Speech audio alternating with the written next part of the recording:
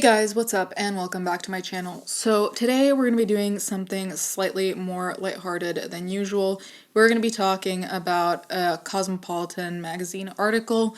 However, compared to other ones, I find this one slightly more troubling, slightly less self-aware, overall not great. However, I did want to thank today's sponsor before we get into it. Thank you to HelloFresh for sponsoring this video. HelloFresh is a great way not only to cook a meal safely from home, it's also a way to have a nice date night in with your significant other while staying healthy and on track with your meal plan. On top of this, HelloFresh makes cooking your meals easy as you have the portions given to you and the cooking time is super short. The meals are delicious and nutritious and have more 5-star reviews than any other kit. It's a great way to save time and stress while also trying new foods while saving money and also the environment. Their pre-portioning of ingredients means less wasted food and they use recycled content as well. I personally enjoy cooking this with my husband, especially as he is the better cook. Go to HelloFresh.com and use code RTG16 for up to 16 free meals and 3 surprise gifts. Thank you HelloFresh for sponsoring this video. This article is titled 13 Extremely Niche Things That Happen When Your Boyfriend Isn't on Social Media. Cut to me making dinner, pretending I came up with Emily Mariko's iconic salmon rice bowl recipe all by myself. So initially it's already kind of a mess because I do think that the premise of lying to a significant other, even about small things at the beginning, is already a red flag because they will find out that you're lying at some point, especially if it turns into a long-term relationship, but I digress. I met my boyfriend Steven 4 years ago when we worked at a part-time retail job together. He was nice and sweet, always walking people to their cars at night or making sure they got home safe after having one too many drinks.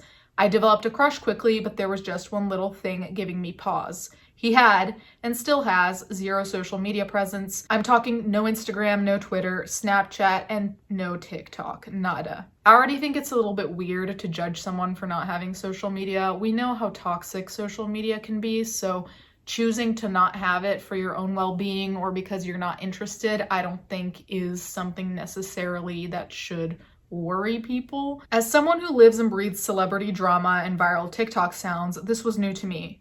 Was he hiding a secret wife, kids, felonies? I wasn't sure, but despite all my friends saying this was a major red flag, I decided to get to know Steven without the help of social media, and honestly, it was really refreshing. I never posted a selfie in hopes he'd respond with a fire emoji. I wasn't religiously checking his Snap score to see when it went up. I couldn't see when he was quote-unquote less active on Facebook. I just got to know him organically, literally one day after the other. And after all, the time we spent together, I didn't need to stalk him on social media feeds to know he was my person. Now, forgive me, but if I have to say that there's a red flag here, it's probably this person, because if you're checking someone's social media so diligently, I feel like you have trust problems, which I'm not blaming you for. Based on your experiences, having trust problems is, potentially normal, quote unquote. I have my own trust problems, but to judge someone based on their social media and to monitor it to the point where you're checking their scores on Snapchat, checking what they're doing on Twitter all the time, setting up a relationship that already has no trust to begin with for no reason. I feel like that's going to be a self-fulfilling prophecy. Like, you're not going to trust them, and so you're going to monitor them, and then you're going to find a reason why it's not going to work out. The "this is him" picture I showed my friends when we began dating was a photo I actually took, not a terribly filtered photo from his Facebook uploaded in 2013. Nope, sorry, he doesn't have an Instagram for you to stalk. Please accept this perfectly lit photo I took of him instead. 2, he's blissfully ignorant about who Trisha Paytas and Caroline Calloway are, and that is actually quite the blessing. Sweet, sweet boy, if I could go back and unlearn the extensive knowledge I have on these two, I would. 3, I never had to compare with the likes of Emily Ratajkowski and Bella Hadid. I'm his only double tap innuendo fully intended. I'm just gonna move on from this part because I do think that it's incredibly childish. 4, I don't have to explain or rationalize why I rarely post him on my social media. I've spent too many years carefully curating my brand. I'm the main character of my Instagram page, and there's nothing better than knowing that will never cause a fight because he literally does not care, like, at all. Honestly, the whole main character thing I think is important in some ways because I do think it speaks to self-confidence and valuing yourself.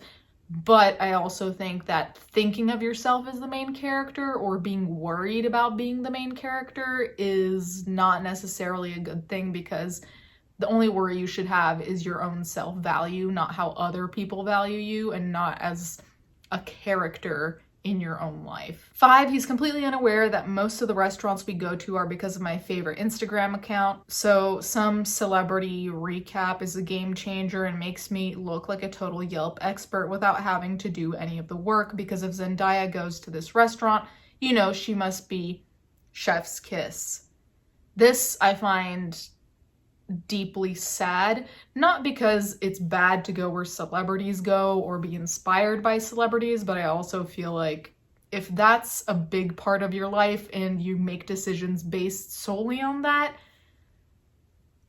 I don't know. The whole vibe this article is giving me is that their entire personality trait is based on what they see online, which in and of itself I think can be damaging, because you have your own personality, but if you let other people mold it to this extent to where you're thinking of main characters, you're thinking about Instagram accounts all the time, if you're thinking about where celebrities go, where's your personality here, though? 6, explaining to people that I keep my relationship private helps fuel my main character complex. This is the one that I find particularly concerning.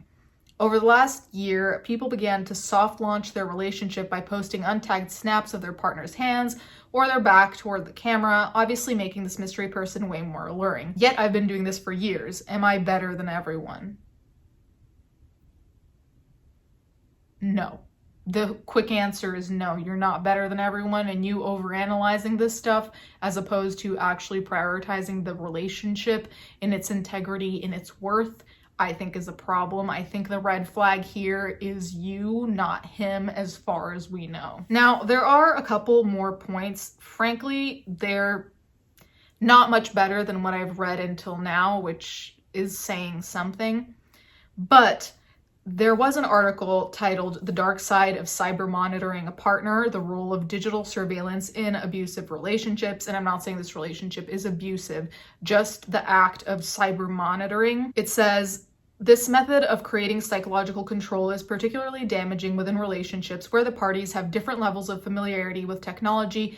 Tech-savvy abusers exploit this lack of knowledge and proficiency. In both scenarios within abusive relationships, cyber monitoring by abusers can be addictive and dangerous. It often prompts negative emotions, which lead to arguments, which can lead to violence. According to research, this is increasingly likely when adding problem use of alcohol." And then there's also another article talking about this that says the trouble with main character syndrome. So as I said, this person mentioned their main character persona, I suppose. And it says, "Is living your life online as if you are a fictional character a good idea? Main character syndrome is when somebody presents or imagines themselves as the lead in a sort of fictional version of their life. Digital communication platforms make it easier for people to fall in the trap of main character syndrome.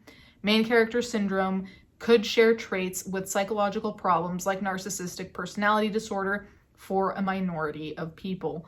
Now, I think the other aspect of this is that as much as I think romanticizing your life can be a very positive thing to do, when it turns into main character syndrome, I also feel like it can very easily cross, like it says, into narcissistic personality disorder. And I think an idea of self-importance that does not reflect the reality. So I think it's dangerous in a lot of ways, but like with everything else, everything in moderation can be fine. It can be healthy. It can help with your self-worth.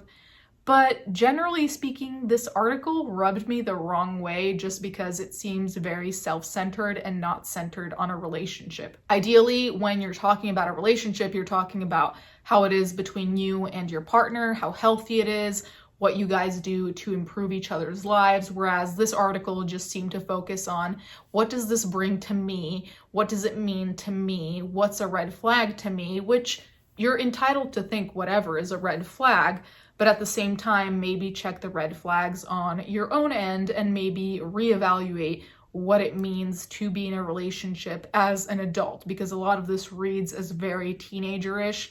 I don't know many adults who are checking people's Snapchat scores, who are checking people's social media in a way that I think is over the top, inappropriate, and at the end of the day, that probably won't serve you well because you'll see meaning where there is none. But I digress. You guys can let me know what you think in the comments down below. Thank you guys so much for watching. Thank you to my patrons as always, and I'll catch you guys next time.